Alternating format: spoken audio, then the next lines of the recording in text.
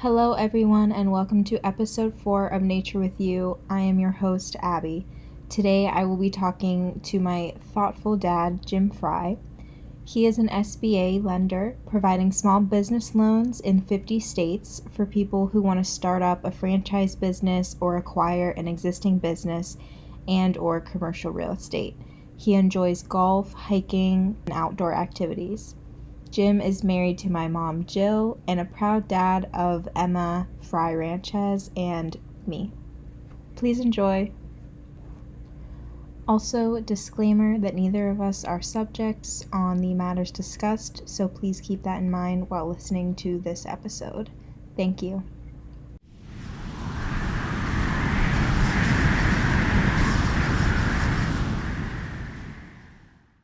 Where do you feel most connected to nature? So I think, I look back in my memory, having lived in Ligonier in Western Pennsylvania for all that time, just walking in the woods. We share going to Valley School, which is back there in the thick, Western Pennsylvania woods and the creek. So that's really cool. I can almost smell the mossy smell and the damp smell in the woods that we both experienced at gym class and sports class and things like that. So that's kind of probably my grounding, just being as a child where I lived in Ligonier too, just going back, there was a creek that went through our property. So that, I would, as far back as I can remember, my parents had a cabin in Ligonier, and my cousins who I looked up to, we would all play in the creek, and we had a big rope swing. We would swing in the creek. We saw trout and all that stuff. So that's probably kind of my basis for that. A nice hot summer day in a cold creek with all these beautiful trees around us. And I'm guessing your experience as a child really led you to choose houses that were also in that same environment, because obviously our house where I grew up, we had similar, we had the creek and the woods. Yeah, so I kind of wanted, I had a great experience as a child, and then I wanted to deliver that to you and Emma. And it's also, I went out to Colorado once and a couple other trips before I was married and had kids. And I remember being in Colorado in the summer in a July trip, and just seeing the woods and the trees and everything like that.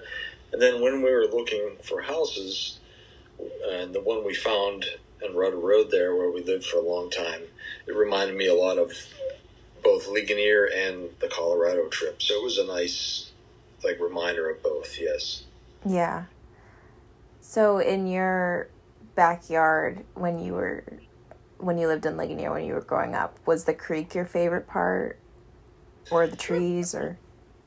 Yeah, probably. Just being able to go, it all felt safe, but I could just go back into the woods. There's just so much to explore. I knew it all. Just having been there for so long, there's just so much to explore. And so it was just so nice to go back. You could go up to the top of the hill. You could go, into the fields. I had a quad at some point, so I could make some trails and climb things, and then just explore the creek. And I really didn't fish a lot, but I was in the creek a lot, just walking. Sometimes we would hike up in the creek, which was unusual, but it was fun. Yeah, and it seems like it was also a way to connect with your cousins, or did you have a lot of friends come too? So it was kind of a good activity that you guys could all do together and make memories together. Yeah, they were kind of separate, but when we had the cabin, it was all about the family, and I was one of the youngest cousins, but it was so that I kind of had those memories, and then it was segmented, and then it was more about friends in grade school, high school, and even college. I would bring them back when I was at St. Vincent College. I would bring them back on occasion for a party back in the woods or something like that. So and many of them were city folk, so to speak, or some of them were from DC or Virginia or somewhere that they never experienced it. So it was a neat experience showing them what it was like. Yeah, and I also feel like doing that at least made me appreciate it more because I obviously was lucky to live there my whole Yes. life, and then I would want to go to the beach or go to a different type of environment. Meanwhile, we had this beautiful place Yeah. in our backyard. So I do think seeing it through someone else's eyes helped me appreciate it more. Yeah, because sometimes you take it for granted and stuff. Mm-hmm. But and just explaining, I would get excited about it. They would get excited, Yeah. etc. Mm-hmm.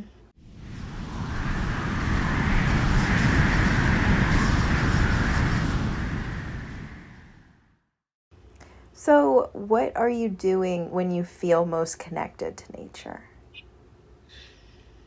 Yeah, I think just being outside and being present or aware, because so many times we're all, on our phones, or I'm guilty of this, listening to podcasts. Like, I love them, podcasts, and I think they're good for a lot of reasons. But then you're out of the moment, out of the present, and you're not aware of what's going around you. So, and we're kind of joking about something you're probably thinking what I might bring up, but we're just walking down this river walk where we live now, and there's a bird that's very protective of a certain area, and it pecks people's heads as they walk past.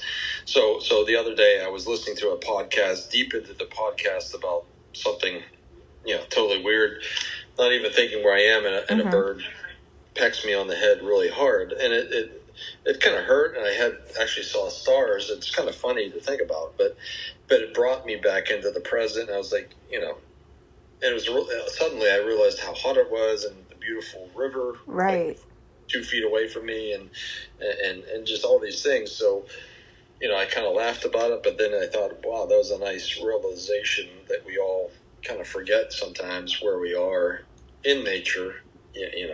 So many of us are caught inside offices, apartments, houses. But then some of us, when we're outside, we're still not really connected because we're on our phones or whatever. So just being present in the moment. Yeah, definitely. And I just, for the bird part, I mean, it is kind of wild to me that the bird is like going out. I would assume it's a female just based on how it's acting, like being protective. But it's crazy to me that she's actually going up to people. It has to be something very valuable.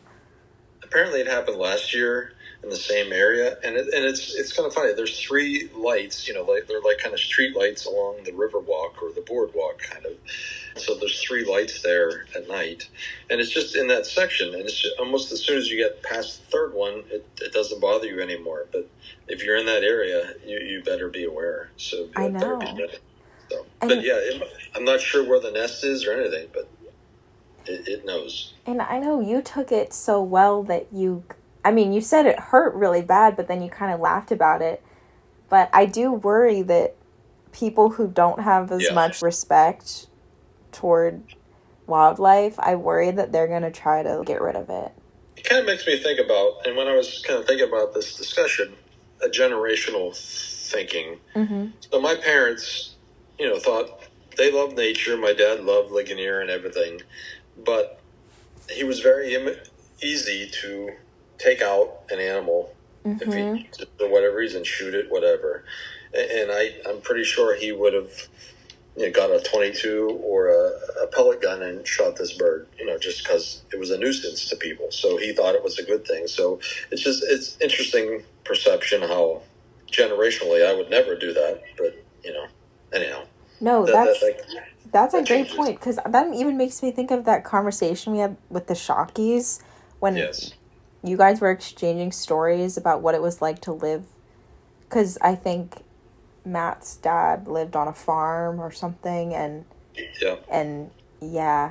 just so different, just the way that it seems like they talked about what it was like to have a pest or something. Like I guess I don't really know what I would do because I haven't had a pest.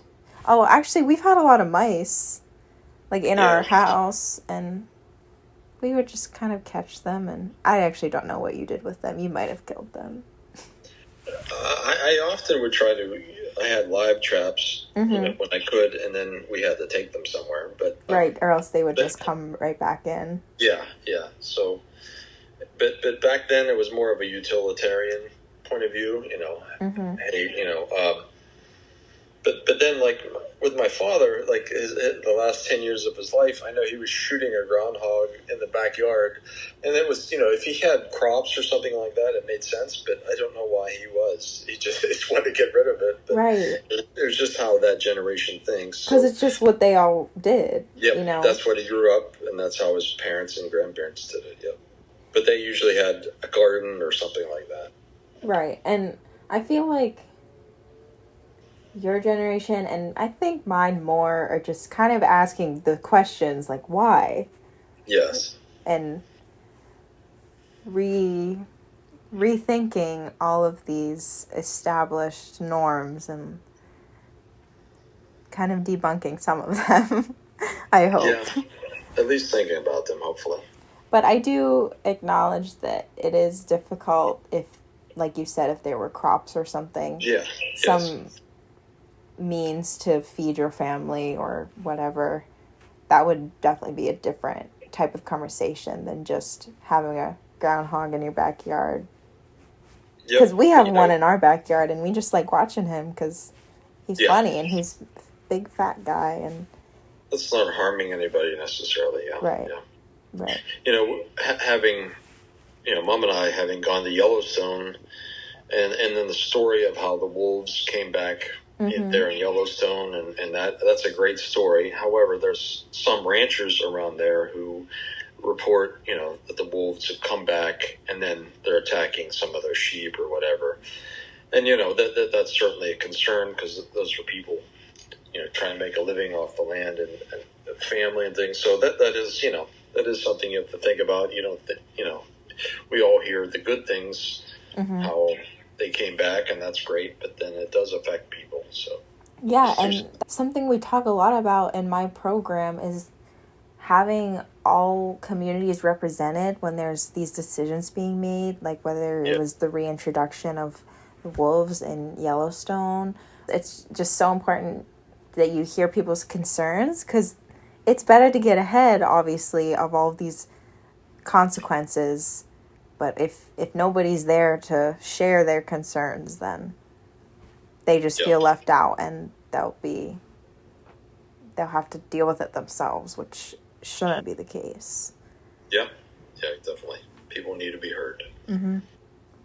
But so earlier you talked about like listening to a podcast while you're walking outside, and so many people always have headphones in these days. Yes. And obviously some people have sensory issues, and that's different. But I also do sometimes just want to be like, what if you took your headphones out and like listen to all the sounds around you and just notice something new? So if I ever go on a walk, I really just try not to have headphones in. Mm-hmm. And it is a different experience because I live right by the water, and as do you. So I do feel like it does connect in a different way because it appeals to your hearing and creates those brain connections. Yeah, and it's being present in the moment. And I love, you hear one bird singing, and that brings you back into that moment, or, and you can remember something else from that, or just the wind or something like that out in the distance. Yeah, that means a lot. So just being connected in the moment, sure.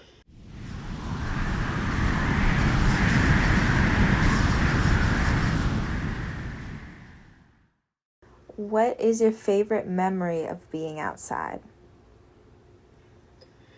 There's probably a lot. It's kind of a mix, a little bit what I said earlier. As a really young child, I probably was younger than 9, being with my cousins in the creek. And then probably when I was 21 or 22, in the same creek, probably 100 yards away, just in a slightly different spot, just with friends from college, and some of them I'm still very close to. Just there, I can see both moments very clearly in my mind. Hot summer day, our feet in the cold water, everyone just around, some music in the background. So just connecting and just relaxing and enjoying the sun and the water. That is really special that you have those memories that are from such different points in your life, especially because all those people you were with are probably in many other states than you now. And I think it's even more special because we've obviously gone on many curated natural adventures, and I think the fact that that's the one that stands out to you because it's such a simple foundational memory of you creating nature connections. I just that's like true. that. Yeah, that's true. Yeah, we've done a lot of different things over our lives together, and even before that. So yeah, that's a good point. Yeah, it was just organic. You're right. So I guess what would be your favorite one with us?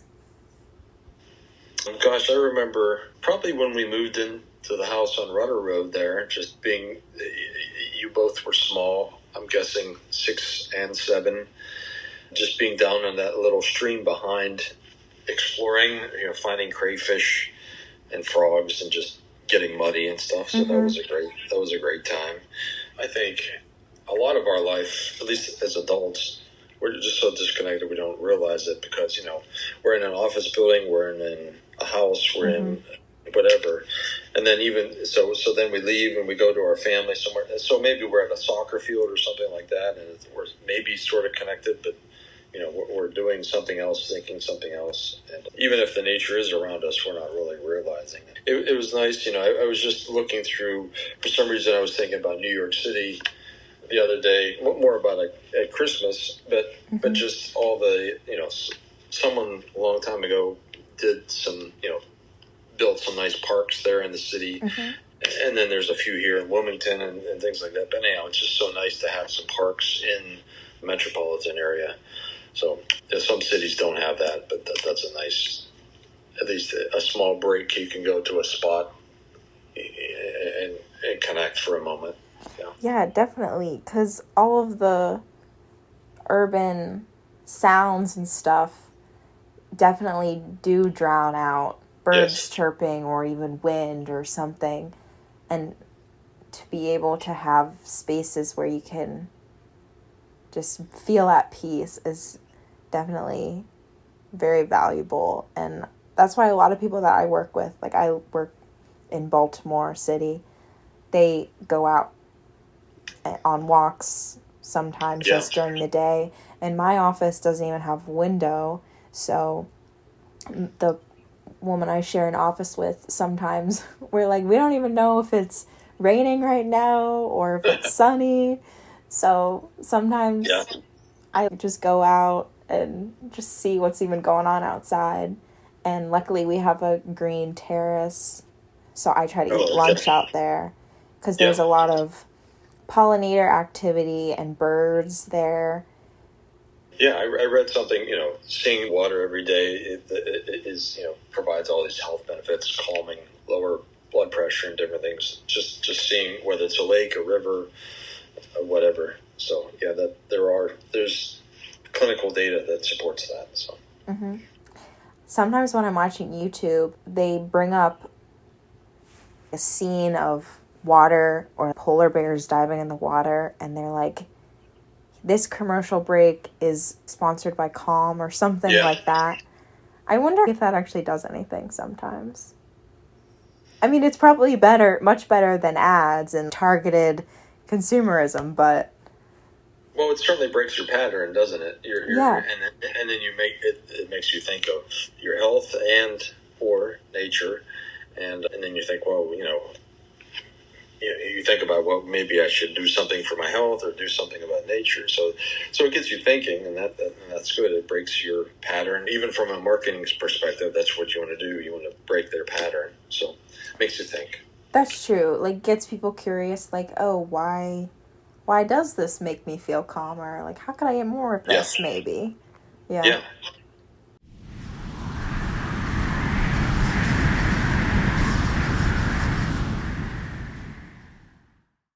What is your favorite type of environment? I don't know if I have one. I kind of go back to the Western Pennsylvania one just because I grew up. But being here in North Carolina, as long as I have been, it's completely different in many ways. I like the trees, looking up and just seeing trees in the area. Mm-hmm. But it could be a beach, it could be a river. But the main thing is to be in nature and seeing, some sunshine, some birds, hearing the birds, I think. And, as you mentioned, some kind of water, lake, river, pond, whatever it is. But I think just just being connected and being present in the moment. So even though I'm tempted to listen to that podcast sometimes, I do try to take time to walk and just listen, and it's definitely worth it just to relax and unwind, and you can feel that connection right after a moment. Just listen. Yeah. And so the city of Wilmington, it's unique in that it's of its location, like near this river. And do you think Yes. that at all, like, have you noticed that it helps the city and businesses, residents have more respect towards the environment, or do you not think you've seen that? I think so. I think back, again, it's a generational thing because, growing up, I went to third grade in Pittsburgh. And the reason I bring this up is because my parents would drive me past all the steel mills in Pittsburgh. That was when steel was huge, and literally I saw the dirt and the smog, and our cars would be covered with black smoke and stuff. Yeah. So that generation was utilitarian, and the water was there to generate power. Their water was there to float the barges, to float the coal, to float the steel down the river. But now it's kind of and I think Wilmington is the same way. At some point, they had railroads here, and they would unload onto the river and things like that. But now, yes, it's a different generation, a different perspective. So in that way, yes, I think people are more mindful of the river. They see the effects of it. They see, gosh, that river is actually part of our drinking water. That river is part of, all kinds of things where it's connected. It's a global thing. So it's not just so much in our past we were segmented, or we saw ourselves as separate from nature, but we're all connected, really. So yeah, and it really is a part of every facet of our lives, because everything we have and consume, there's some sort of natural resource that's being used to make it in some capacity. And just even having the ability to make that connection, I think, is a great foundation for creating that respect and relationship. And I was even thinking, we don't have to go deep into this, but I was even thinking just my parents and other people, even biblical religion kind of taught us when I was young that kind of nature and the beasts were there to serve us, so to speak. All these animals were there to serve humankind. So that's kind of what I was taught in Sunday school and things like that. So that's certainly a different perspective than we're learning today. Right. That, so animals were there, or nature was there to serve us. The trees were there to serve us. Cut them down, use them as you wish. There's the puritanical philosophies and things like that. So, but now today we're saying, hey, we're all connected.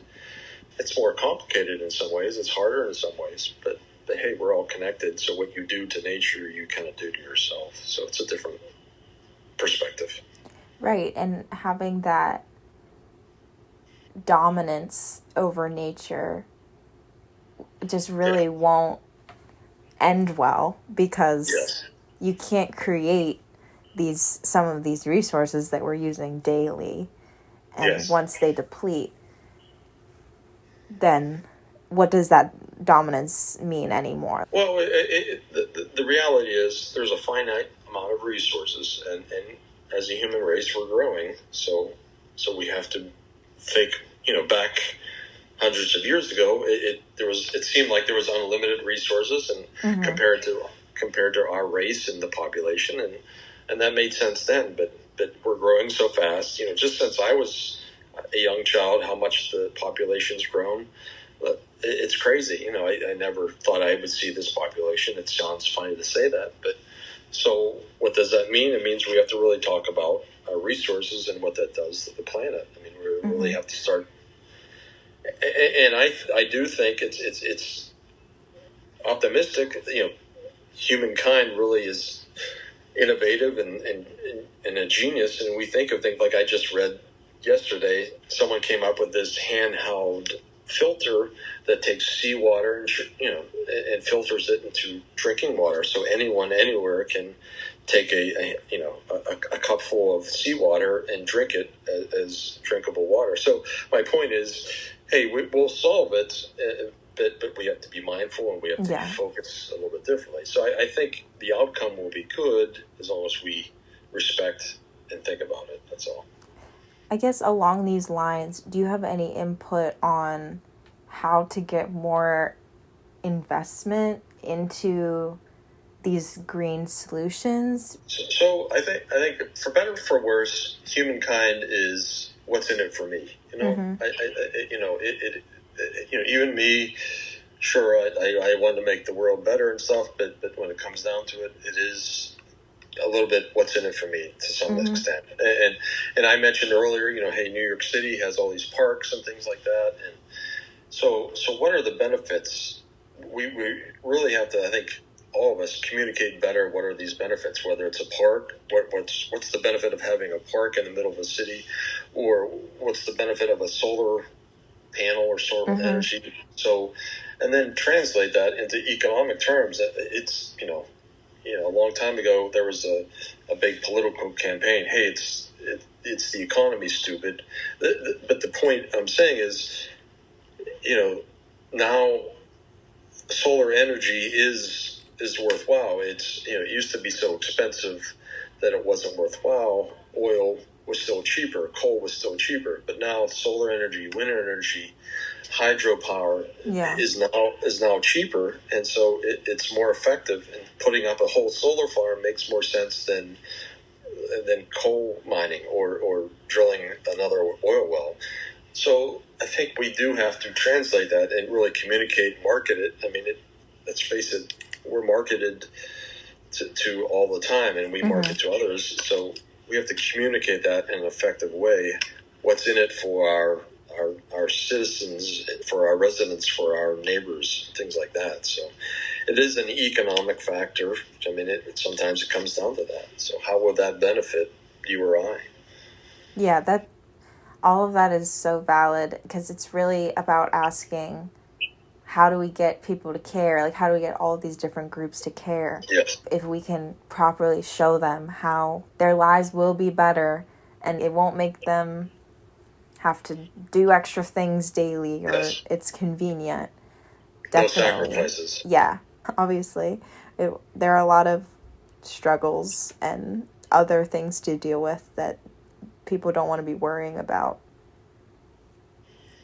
paying for installations for the latest green technology or whatever.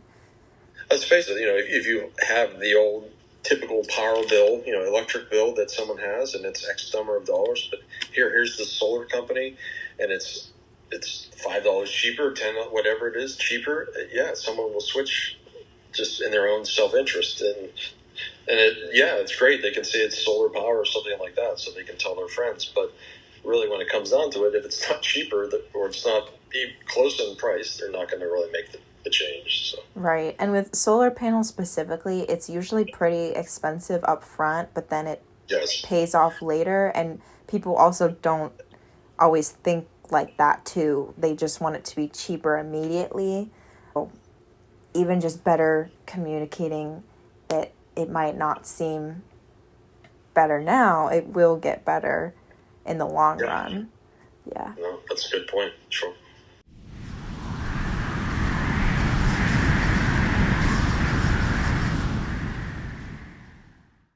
what do you know about climate change?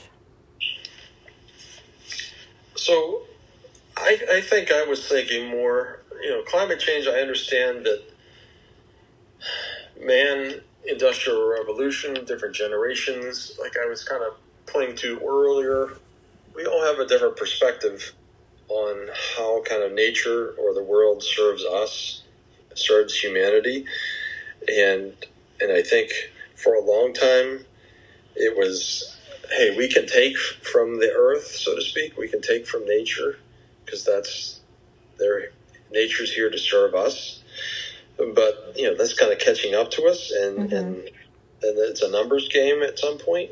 That hey, there's only so much that nature can serve us, if you want to follow that logic. So we're indoctrinated in that, and so many people in our society, in our world, billions of people are indoctrinated of that from even decades or hundreds of years. Religions have taught that. So it can be turned around, but it's an incremental thing. I think it has to be consistent, constant. We're a self-interest being. What's in it for us? So I know I said that earlier, but our religions, our philosophies have taught us that. Capitalism has kind of been part of that, but hey, if we can show that capitalism will benefit, if we can make some money off of the solar panels or the wind farms or whatever, well, that's good. If we can make money off of vertical farming rather than taking hundreds of acres out west or something. So I think it's just communicating it differently, presenting it, reframing it, showing the benefits. But climate change is something, we have to change on a large scale, incrementally, because it'll just, we think things are infinite, but they're finite. Right. So from your understanding, climate change is something that is a result of all of our human choices and behaviors. Yes, and some of them, were innocent. Some of them, I think, were done not purposely, but just thinking, hey, there's enough for everybody. But maybe we didn't notice. Maybe we were ignorant. I think of Pittsburgh, for instance, hundreds of years ago, years ago. There's smog, there's soot, there was smoke. The rivers were full of coal and pollution and things like that. But we didn't know any better. The people, they were just trying to make a better life. They were trying to just produce things. They were trying to make the country better. So their focus was on something else. So now we know better. Okay, so let's learn from that. Let's be present. It's almost like instead of they were walking down the street of life with their headphones on and not noticing nature back then. But now we're aware. We got the headphones off, and the bird hit us in the head, and we're awake now. So that's what we just have to realize and be aware of it and make better choices, I guess, to simplify it. Yeah. I guess if you had to talk to someone who had no idea about all of what you just said, what would be like the first thing you would want them to know?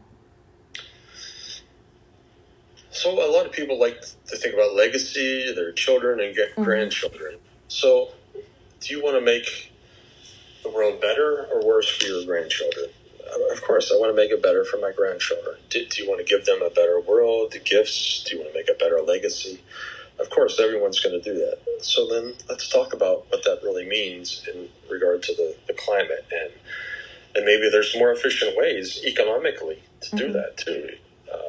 Just because we coal mined and people crawled under the earth and got black lung and things like that, that doesn't mean that's a great thing to continue with. So do you want your grandchildren to do that? Well, so what are the options? What are choices? What are better choices? And let's think of it like that. Let's tie them emotionally and economically to our decisions moving ahead.